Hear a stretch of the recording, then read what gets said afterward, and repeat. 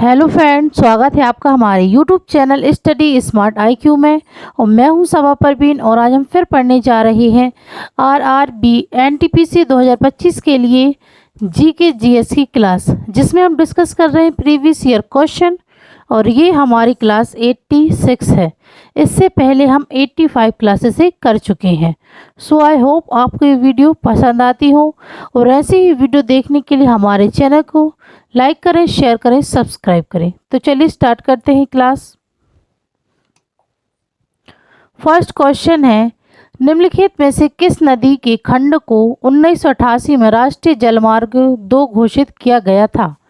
तो इनमें से किस नदी के खंड को 1988 में राष्ट्रीय जलमार्ग 2 घोषित किया गया? तो ये किया गया है ब्रह्मपुत्र नदी को। ठीक है, ब्रह्मपुत्र नदी को। अब हम बात करें ब्रह्मपुत्र नदी ये कहाँ से निकलती है? तो यह निकलती है तिब्बत में, तिब्बत की मानसरोवर झील के पास चेमा युंगडुंग ग्लेशियर से। ये चेमा युंगडुंग ग्लेशियर से ये निकलती है। ब्रह्मपुत्र नदी इसे लाल नदी भी कहा जाता है। ठीक है, लाल नदी भी कहा जाता है। और यह भारत की सबसे बड़ी नदी है। ठीक है, भारत की सबसे बड़ी नदी है और इसे कई नामों से जाना जाता है। ठीक है ना, अलग अलग जगह पे अलग अलग नामों से इसे जाना जाता है। जैसे तिब्बत में तशंगपो, अरुणाचल प्रदेश में दिहांग। ठीक है, फिर बांग्लादेश में जमुना। ठीक है, बांग्लादेश में जमुना के नाम से जाना जाता है। ओके, फिर अब हम बात करें गंगा नदी की। तो गंगा नदी ये कहाँ से निकलती है? तो यह निकलती है उत्तराखंड के उत्तरकाशी जिले में स्थित गंगोत्री ग्लेशियर से निकलती है। ठीक है, गंगोत्री ग्लेशियर से यह निकलती है। गंगा नदी यह भारत की सबसे लंबी नदी है। ठीक है, भारत की सबसे लंबी नदी है गंगा नदी। और यह देवप्रयाग में अलकनंदा प्लस भागीरथी मिलकर गंगा नदी बनाती हैं। ठीक है ना, अलकनंदा और भागीरथी मिलकर गंगा नदी बनाती हैं देवप्रयाग में। ओके, और गंगा नदी को भी कई नामों से जाना जाता है, जैसे कि अन्य नाम इसके। ठीक है, तो इसे हुगली, पद्मा, मंदाकिनी, ठीक है, इन नामों से इसे जाना जाता है गंगा नदी को। ठीक है, फिर बात करें नर्मदा नदी, ये कहाँ से निकलती है? तो यह निकलती है अमरकंटक पहाड़ से। ठीक है, अमरकंटक पहाड़ से यह निकलती है और इसे रेवा नदी या रीवा नदी भी कहा जाता है। ठीक है, नर्मदा नदी को। फिर अब हम बात करें कृष्णा नदी, ये कहाँ से निकलती है? तो यह निकलती है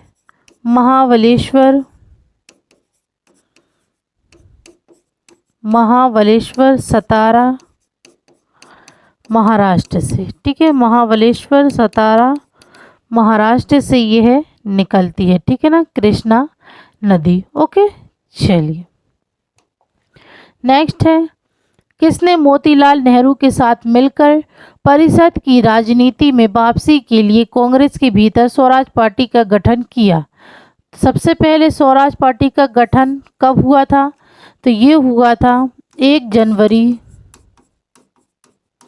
1923 को। ठीक है, 1 जनवरी 1923 को स्वराज पार्टी का गठन हुआ था और इसमें मोतीलाल नेहरू के साथ किसने मिलकर किया था, ठीक है ना। मोतीलाल नेहरू के साथ कौन थे, तो मोतीलाल नेहरू के साथ थे CR दास यानी चित्तरंजन दास।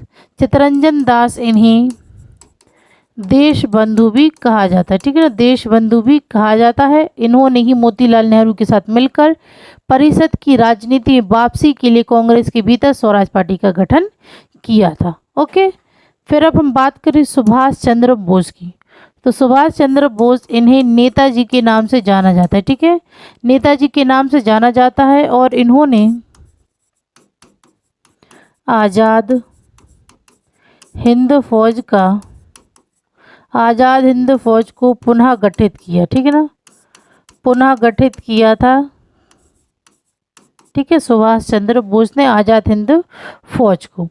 और इन्होंने ही जय हिंद का नारा दिया था, ठीक है, जय हिंद का नारा दिया था सुभाष चंद्र बोस ने। ओके, फिर बात करें जवाहरलाल नेहरू, तो यह भारत के पहले प्रधानमंत्री थे, ठीक है, भारत के पहले प्रधानमंत्री थे और सबसे लंबा कार्यकाल भी इनका ही रहा था, ठीक है। और ये INC के अध्यक्ष बने थे, INC के अध्यक्ष बने थे 1929 में लाहौर अधिवेशन में, ठीक है ना, 1929 में लाहौर अधिवेशन में इन्होंने पूर्ण स्वराज की मांग की थी, ठीक है। फिर बात करें BR अम्बेडकर, तो BR अम्बेडकर इन्हें बाबा साहेब के नाम से जाना जाता है, ठीक है ना, बाबा साहेब के नाम से इन्हें जाना जाता है। और यह भारत के पहले कानून मंत्री थे, ठीक है, भारत के पहले कानून मंत्री थे डॉक्टर BR अम्बेडकर। और यह भारतीय संविधान का निर्माता भी कहा जाता है, ठीक है ना, भारतीय संविधान का निर्माता भी कहा जाता है BR अम्बेडकर को। और यह प्रारूप समिति के अध्यक्ष थे, ठीक है, प्रारूप समिति या मसौदा समिति के अध्यक्ष थे BR अम्बेडकर। ओके, चलिए नेक्स्ट है 1916 में दक्षिण अफ्रीका से भारत लौटने के बाद महात्मा गांधी जी ने किस विश्वविद्यालय में अपनी पहली सार्वजनिक उपस्थिति दर्ज की। तो 1916 में दक्षिण अफ्रीका से भारत लौटने के बाद महात्मा गांधी जी ने विश्वविद्यालय में अपनी पहली सार्वजनिक उपस्थिति दर्ज की। तो किस विश्वविद्यालय में, तो ये की थी बनारस हिंदू विश्वविद्यालय में अपनी उपस्थिति दर्ज की थी। राइट आंसर है ऑप्शन सी। महात्मा गांधी ये किसके कहने पर भारत आए थे, तो ये आए थे गोपाल कृष्ण गोखले के, ठीक है, गोपाल कृष्ण गोखले के अनुरोध करने पर महात्मा गांधी दक्षिण अफ्रीका से हमेशा के लिए भारत लौट आई थी। और गोपाल कृष्ण गोखले यह महात्मा गांधी के राजनीतिक गुरु हैं, ठीक है ना, राजनीतिक गुरु हैं गोपाल कृष्ण गोखले महात्मा गांधी के। ओके, ठीक है, चलिए नेक्स्ट है केरल में ताली परंबा के पास स्थित उस शिव मंदिर का नाम बताइए जहां महिलाओं को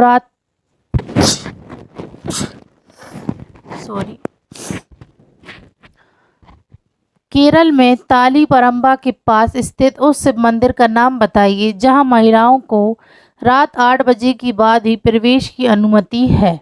इस मंदिर की एक अनोखी विशेषता ध्वज दंड की अनुपस्थिति है। तो ये केरल में ताली परंबा के पास कौन सा शिव मंदिर है, तो ये है राजराजेश्वर मंदिर। राइट आंसर है ऑप्शन सी राजराजेश्वर मंदिर, ठीक है, और इसे बृहदेश्वर मंदिर भी कहते हैं, ठीक है ना, बृहदेश्वर मंदिर भी कहा जाता है राजराजेश्वर मंदिर को, ये केरल में है, ठीक है। फिर बात करें गोकर्ण नाथेश्वर मंदिर, ठीक है, गोकर्ण नाथेश्वर मंदिर ये कहाँ पर है, तो ये है कर्नाटक में। रामेश्वरम महादेव मंदिर तो ये है तमिलनाडु में। मल्लिकार्जुन मंदिर तो ये है आंध्र प्रदेश में। ओके, चलिए नेक्स्ट है भारतीय संविधान में मौलिक अधिकार किस संविधान से लिए गए हैं। तो भारतीय संविधान में मौलिक अधिकार किस संविधान से लिए गए हैं? तो ये लिए गए हैं संयुक्त राज्य अमेरिका से। राइट आंसर ऑप्शन बी, संयुक्त राज्य अमेरिका से। और हमें कितने मौलिक अधिकार प्राप्त हैं? तो 6 मौलिक अधिकार प्राप्त हैं। फिर बात करें सोवियत संघ यानी रूस, तो रूस से हमने मौलिक कर्तव्य लिए हैं, ठीक है ना, मौलिक कर्तव्य लिए हैं रूस से। ओके, नेक्स्ट है, किसी विलयन में हाइड्रोजन आयन की सांद्रता मापने का पैमाना कौन सा है?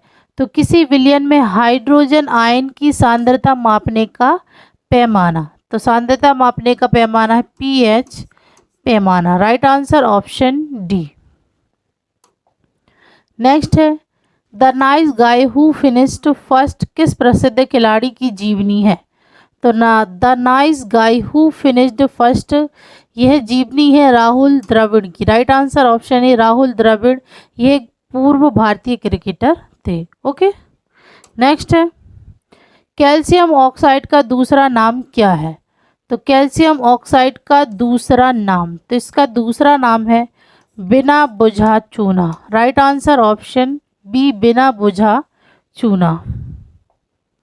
नेक्स्ट है, उस जर्मन रासायनिक का नाम बताइए जिसने 1817 में तत्वों को त्रय में समूहित किया था। तो उस जर्मन रासायनिक का नाम जिसने 1817 में तत्वों को त्रय में समूहित किया था, तो उसका नाम है Johann Wolfgang Dobereiner. Right answer option D, Johann Wolfgang Dobereiner. Okay, next है, भारत में कौन सा स्थान काला पानी के नाम से जाना जाता था? तो काला पानी के नाम से कौन सा स्थान जाना जाता था? तो यह जाना जाता था अंडमान द्वीप समूह। Right answer option D, Andaman द्वीप समूह। इसे काला पानी के नाम से जाना जाता था क्योंकि यहाँ पर अंग्रेजों ने एक जेल बनवाई थी, ठीक है, जहाँ पर कैदियों को रखा जाता था। ओके, नेक्स्ट है, उस जल निकासी पैटर्न का नाम बताइए जहाँ नदी एक पहाड़ी से निकलती है और सभी दिशाओं में बहती है। तो उस जल निकासी पैटर्न का नाम जहाँ नदी एक पहाड़ी से निकलती है और सभी दिशाओं में बहती है, तो उस पैटर्न का नाम है अक्षीय यानी कि रेडियल। राइट आंसर है ऑप्शन ए, अक्षीय नाम है इस पैटर्न का जिसमें नदी एक पहाड़ी से निकलती है और सभी दिशाओं में बहती है। ओके, नेक्स्ट है, निम्नलिखित में से कौन सा राष्ट्रीय सामाजिक सहायता कार्यक्रम का हिस्सा नहीं है?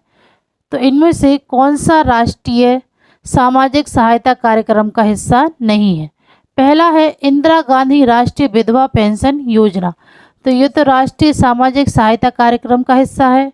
फिर है इंदिरा गांधी राष्ट्रीय विकलांगता पेंशन योजना, तो ये भी राष्ट्रीय सामाजिक सहायता कार्यक्रम का हिस्सा है। फिर है अन्नपूर्णा, तो ये भी राष्ट्रीय सामाजिक सहायता कार्यक्रम का हिस्सा है। आयुष नहीं है, ठीक है। राइट आंसर है ऑप्शन डी, आयुष यह राष्ट्रीय सामाजिक सहायता कार्यक्रम का हिस्सा नहीं है। ओके, तो राइट आंसर है ऑप्शन डी। नेक्स्ट है, पहला भारतीय cricket club Calcutta cricket club कब स्थापित किया गया था? तो पहला भारतीय cricket club Calcutta cricket club कब स्थापित किया गया था? तो ये किया गया था 1792 में। Right answer option D.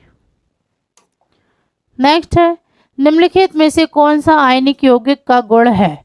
तो इनमें से आयनिक यौगिक का गुण कौन सा है? तो आयनिक यौगिक का गुण है इसका गलनांक और क्वथनांक उच्च होता है। राइट आंसर ऑप्शन सी।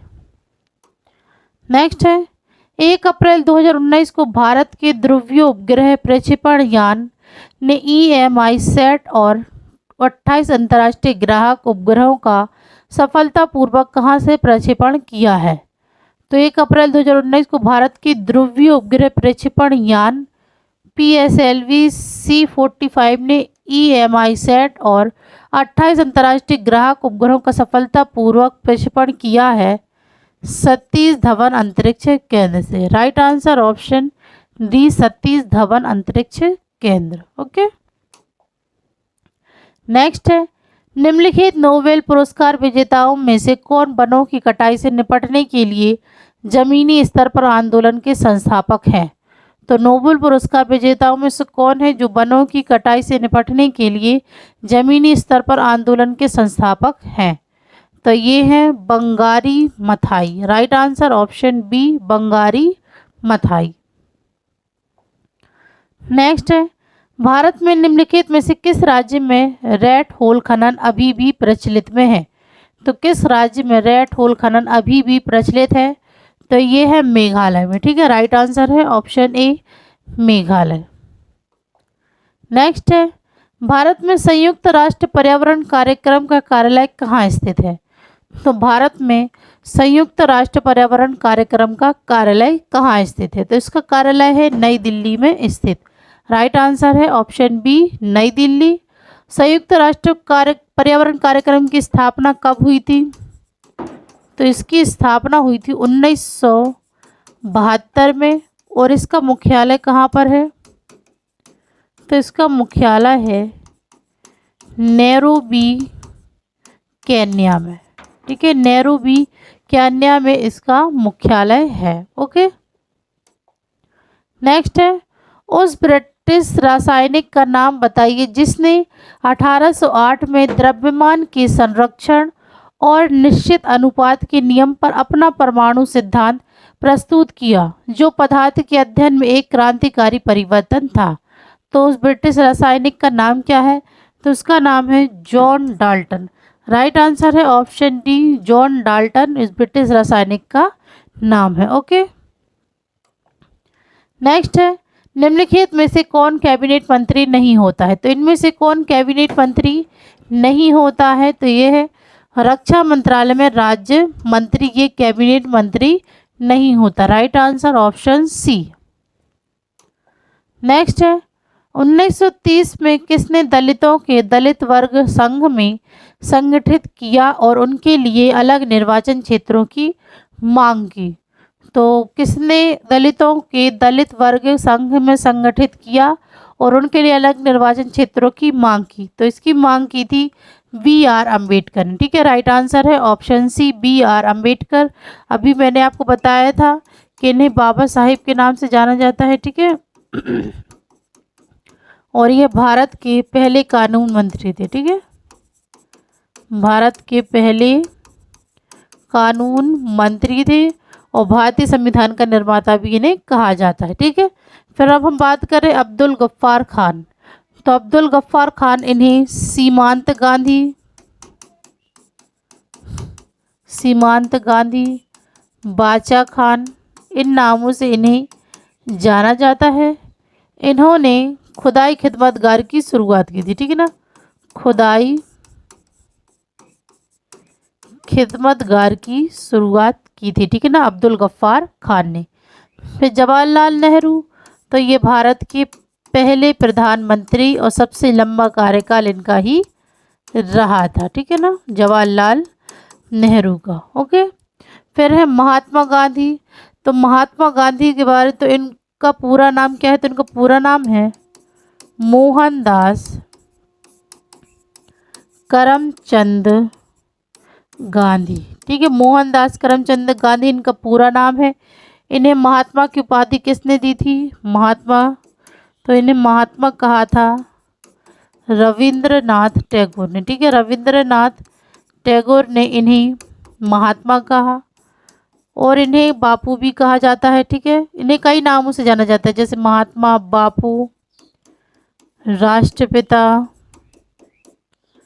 अर्धनग्न फकीर,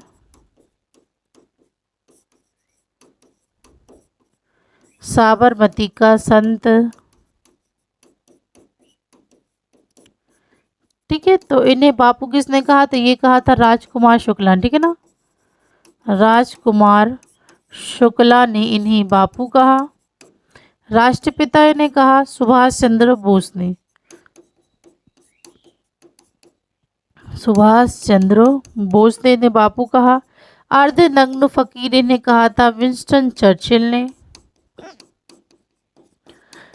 और इन्हें साबरमती का संत भी कहा जाता है। ठीक है, फिर महात्मा गांधी की पत्रिकाएं कौन कौन सी हैं? तो इनकी पत्रिकाएं हैं नवजीवन, हरिजन,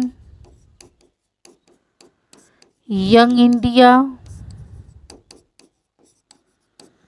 इंडियन ओपिनियन, इंडियन ओपिनियन। ठीक है, ये इनकी पत्रिकाएं हैं। फिर पुस्तक की बात करें तो इनकी पुस्तक है हिंद स्वराज, मेरे सपनों का भारत, मेरे सपनों का भारत, गोखले, माय पॉलिटिकल गुरु।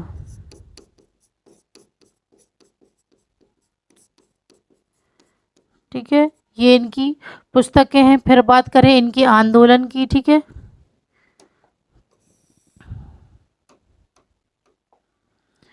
आंदोलन की बात करें, इन्होंने कौन कौन से आंदोलन किए महात्मा गांधी ने, तो सबसे पहले चंपारण सत्याग्रह। ठीक है, चंपारण सत्याग्रह ये 1917 में। फिर खेड़ा सत्याग्रह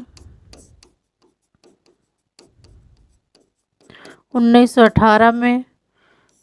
फिर रॉलेट सत्याग्रह 1919 में। फिर असहयोग आंदोलन, असहयोग आंदोलन 1920 में। फिर सविनय अवज्ञा आंदोलन, फिर है सविनय अवज्ञा आंदोलन, तो ये हुआ तो 1930 में। फिर भारत छोड़ो आंदोलन, भारत छोड़ो आंदोलन, तो ये हुआ था 1942 में। ठीक है, तो ये कुछ आंदोलन जो महात्मा गांधी जी द्वारा किए गए थे। ठीक है, तो ये सारी डिटेल है इस क्वेश्चन की, तो आप इसे नोट कर लीजिएगा। ओके, चलिए नेक्स्ट है, उस रिट का नाम बताइए जिसके तहत अदालत आदेश देती है कि गिरफ्तार व्यक्ति को उसके सामने पेश किया जाना चाहिए या गिरफ्तारी के तरीके या आधार वैध या संतोषजनक नहीं होने पर गिरफ्तार व्यक्ति को मुक्त करने का आदेश दे सकता है। तो उस रिट का नाम क्या है, तो उस रिट का नाम है बंदी प्रत्यक्षीकरण। ठीक है, ये यहाँ पे लिख दिया बंदी प्रत्यक्षीकरण। राइट आंसर है ऑप्शन सी बंदी प्रत्यक्षीकरण। ठीक है, वहाँ लिख गया मैंने, यहाँ का दिया है, तो राइट आंसर है ऑप्शन सी बंदी प्रत्यक्षीकरण। ओके, नेक्स्ट है, लक्षद्वीप में अधिकांश लोगों द्वारा बोली जाने वाली भाषा कौन सी है। तो लक्षद्वीप में अधिकांश लोगों द्वारा बोली जाने वाली भाषा, तो ये है मलयालम। ठीक है ना, लक्षद्वीप में अधिकांश लोगों द्वारा बोली जाने वाली भाषा मलयालम है। Right answer option A. Next है, 1964 में भारत का पहला pressurised heavy water reactor dash limited की परमाणु ऊर्जा और भारत के एनपीसीएल के बीच एक सहयोगात्मक उद्यम था।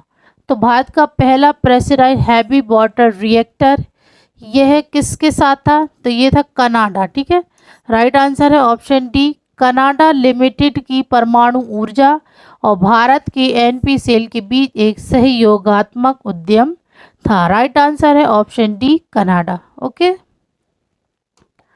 नेक्स्ट है, फरवरी 2019 में इसरो द्वारा दूरसंचार अनुप्रयोगों के लिए बल्क डेटा ट्रांसफर में मदद के लिए कौन सा संचार उपग्रह प्रक्षेपण किया गया था। तो फरवरी 2019 में इसरो द्वारा दूरसंचार अनुप्रयोगों के लिए बल्क डेटा ट्रांसफर में मदद के लिए कौन सा संचार उपग्रह प्रक्षेपण किया गया था, तो ये किया गया था GSAT-31। राइट आंसर ऑप्शन ए। और ये थी आज की हमारी क्लास RRB NTPC 2025 की GK GS की क्लास। आई होप आपको ये वीडियो पसंद आई हो, और ऐसी ही वीडियो देखने के लिए हमारे चैनल को लाइक करें, शेयर करें, सब्सक्राइब करें। Thank you.